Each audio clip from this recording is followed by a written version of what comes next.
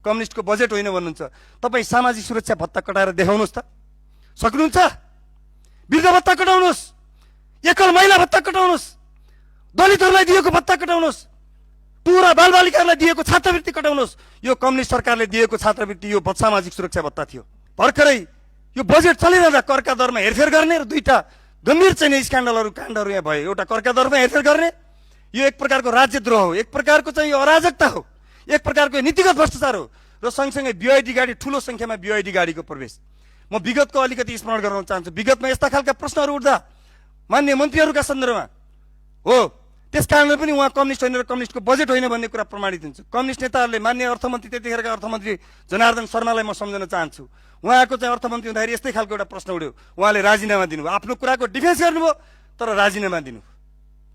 त्यसै गरी हाम्रा चाहिँ त्यतिखेर एमालेका तर्फबाट मन्त्री भएका गोकुल बास्कोटाका सन्दर्भमा, शेरबहादुर तामाङका सन्दर्भमा प्रश्नहरू उठे, उहाँहरूले चाहिँ नैतिकताका आधारमा राजीनामा दिनुभयो। अनि अहिलेको अर्थमन्त्रीले धम्क्याउँदै हुनुहुन्छ सांसदहरू, तपाईँहरूका पनि काण्ड खोलिदिन्छु भनेर धम्क्याउँदै हुनुहुन्छ। राजीनामा दिने कुराको त पर जाओस्, छानबिन समिति गठन गर्ने कुरा त धेरै पर जाओस्। म मान्य अर्थमन्त्रीज्यूको पनि हितमा हुन्छ, म अनुरोध गर्न चाहन्छु उहाँलाई चाहिँ आफूलाई क्लियरिफाई गर्ने कुरा पनि हो।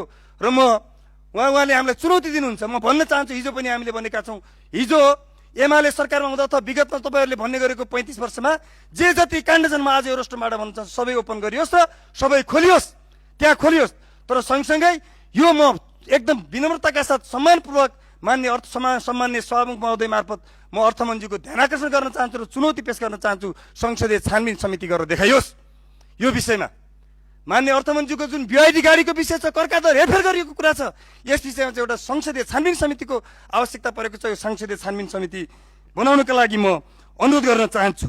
त्यसै गरी मान्य अर्थमन्त्रीलाई म अर्को सम्मानपूर्वक अर्को एउटा चुनौती पेश गर्न चाहन्छु। कम्युनिस्टको बजेट होइन भन्नुहुन्छ, तपाईँ सामाजिक सुरक्षा भत्ता कटाएर देखाउनुहोस् त, सक्नुहुन्छ? वृद्ध भत्ता कटाउनुहोस्, एकल महिला भत्ता कटाउनुहोस्, दलितहरूलाई दिएको भत्ता कटाउनुहोस्, टुरा बालबालिकाहरूलाई दिएको छात्रवृत्ति कटाउनुहोस्। यो कम्युनिस्ट सरकारले दिएको छात्रवृत्ति यो सामाजिक सुरक्षा भत्ता थियो।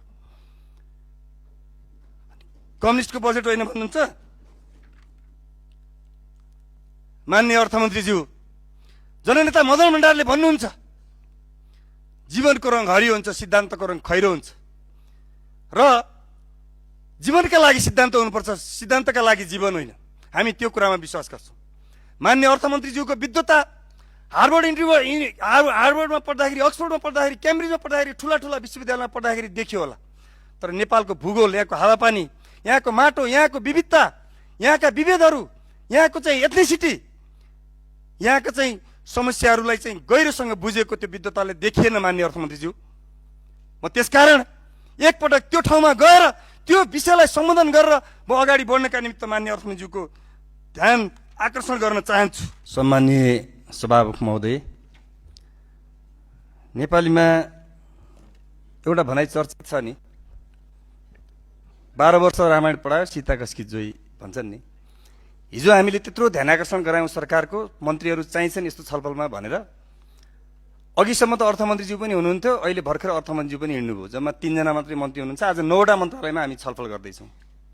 यसमा म गम्भीर ध्यान आकर्षण गराउन चाहन्छु। अर्को पनि भनाइ छ नि कि पढाए पाठ 16 8 भन्छन् नि, यस्तो भइराखेको छ। यो सरकार, यो सदनप्रति, यो बजेटप्रति, यो बजेट र नीतिता कार्यक्रमको किन यो सरकार चाहिँ रेस्पोन्सिबल हुन खोजिरहेको छैन, यसप्रति यसको किन चाहिँ अनरसिप लिन खोजिरहेको छैन, म अचम्मित छु सरकारप्रति। यसमा सरकारको गम्भीर ध्यान आकर्षण गराउन चाहन्छु। तर मेरा विषयवस्तुहरू चाहिँ राख्छु, म फेरि यहाँ अडिरहँदैन। सम्माननीय सभामुख महोदय,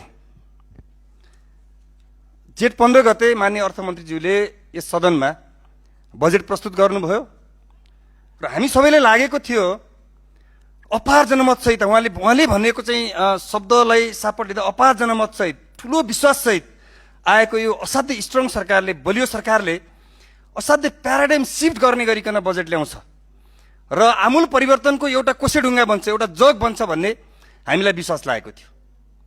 तर विडम्बना त्यसो हुन सकेन, दुःख व्यक्त गर्न चाहन्छु। तर सँगसँगै विद्वान अर्थमन्त्री, यसो टिभीमा देख्दा, उहाँका विगतका वक्तव्यहरू देख्दा पनि मान्य अर्थमन्त्रीज्यूप्रति एउटा प्रभावित मान्छे, केही गर्नुहुन्छ, यतिको विद्वान अर्थमन्त्री हामीले प्राप्त गरेपछि केही गर्नुहुन्छ भन्ने त्यो आशा र विश्वास पनि थियो हामीमा। हामी प्रतिपक्षमा पनि थियो, जनतामा पनि थियो। तर बजेट जब सदनमा प्रस्तुत गर्नुभयो, बजेटको सारभन्दा पनि, बजेटमा चाहिँ समेटिएका विषयवस्तुहरू भन्दा पनि अर्थमन्त्रीज्यूको एटिट्युडले हामीलाई असाध्यै गम्भीर बनायो, सिरियस बनायो।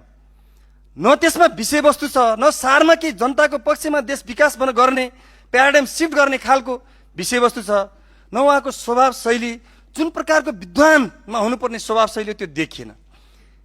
एउटा नेपालीमा कविता छ नि, फलेको हाँगो नझिउकेको कहाँ छ र भने जस्तै मलाई के लाग्थ्यो भने एकदम नम्र स्वभाव शालीन विद्वान हो नि त, उहाँ त डाक्टर हो नि, विदेशी ठुला ठुला युनिभर्सिटीमा पढेर आउनुभएको अर्थमन्त्रीज्यू, त्यो खालको गर्नुहुन्छ होला भनेको उहाँको जुन प्रकारको एटिट्युड, स्वभाव र प्रतिपक्षीहरूलाई विपक्षीहरूलाई हेप्ने र चाहिँ जुन प्रकारको मानमर्दन गर्ने, अपमान गर्ने गरिकन प्रस्तुत हुनुभयो, त्यसले वास्तवमा उहाँको विद्वतामाथि प्रश्न गरेको छ। उहाँको विद्वतामाथि गम्भीर प्रश्नहरू सिर्जना गरेका छन्। र मान्य सदस्य, यहाँ विषयवस्तुमा केन्द्रित हुन। सम्मान्य सभामुख महोदय, म विषयवस्तुमाथि नै केन्द्रित छु सभामुख महोदय।